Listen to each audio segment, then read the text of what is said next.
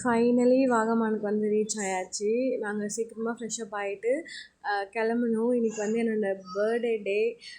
ஆனால் டயர்டாக தான் இருந்துச்சு ட்ராவல் பண்ணி போனது எல்லாமே. போய் கொஞ்சம் நேரத்தில் அந்த ரூமை ஒரு அலங்கோலமாக ஆக்கி ஒரு வழியாக கிளம்பிட்டோம். எப்படி இருந்துச்சுன்னா கிளைமேட்டு ரொம்ப சில்லுன்னு மழை பெஞ்சுன்னு சூப்பராக இருந்துச்சு.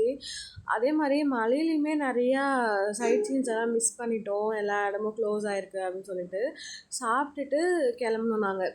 அப்படியே செம்ம ஃபாகாக இருந்துச்சு. என்னோடய பர்த்டேன்னு சொல்லிவிட்டு அங்கே ஃபுல்லாக ஒரு கேங் மாதிரி வந்திருந்தாங்க. அவங்கக்கிட்டலாம் வந்து பர்த்டே என் ஃப்ரெண்டுக்கு அப்படின்னு சொல்லி விஷ் பண்ண வச்சா. நாங்களுமே ஜீப்பில் பாட்டு போட்டு டான்ஸ் ஆடிட்டு இருந்தோம். ரொம்ப ஜாலியாக இருந்துச்சு அன்றைக்கி வந்து. அவ்வளோ பேரும் எனக்கு விஷ் பண்ணாங்க பர்த்டேன்னு சொல்லிட்டு. அப்புறம் நின்று ஃபோட்டோஸ்லாம் எடுத்துக்கின்னு வேறு சைட் சீனு கிளம்புனோம். அங்கே தான் சூப்பராக இருந்துச்சு. இன்னும் குளியமாக இருக்கிற ரோடில் ஏற்றுட்டு வர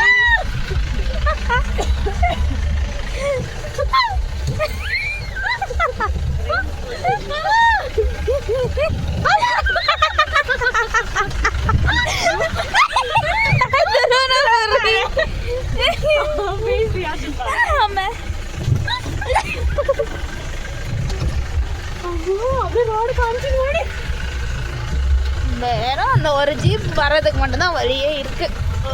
அதுவும் அந்த ரோடு எப்படி இருக்கு. ட்ரிப்புக்கு வந்தா கடைசியில் பிசிக்கல் தெரியல. அதே மாதிரி இந்த ஃபால்ஸோடலாம் இறங்கவே முடியல. செம்ம தண்ணி போயிட்டே இருந்துச்சு. ஆனாலுமே அந்த பக்கம் நிறையா பேர் குளிச்சுட்டு இருந்தாங்க. அப்புறம் திடீர்னு மழை சூப்பராக இருந்துச்சு. அந்த ஃபாகு அந்த மலையோட வியூ என்ஜாய் பண்ணிட்டு போயிட்டே இருந்தோம். அப்புறம் ரூமுக்கு தான் போயிட்டோம். ஜிப்லைனும் க்ளோஸ் ஆகிட்டு இருந்துச்சு. நைட்டு போயிட்டு சாப்பாடு வாங்கிட்டு வந்து சாப்பிட்டுட்டு ரொம்ப பயமாக இருந்துச்சு எனக்கு. எப்பட்றா நீங்கள் இருக்கீங்கன்ற மாதிரி. அந்த ரூம் பார்த்திங்கன்னா சுற்றி ஒரு வீடு கூட இல்லை. பார்ட் 3ல பார்க்கலாம். Stay safe stay cool. Bye from Shakti. மறக்காமல் ஃபாலோ பண்ணிக்கோங்க, சப்ஸ்கிரைப் பண்ணிக்கோங்க. பாய்.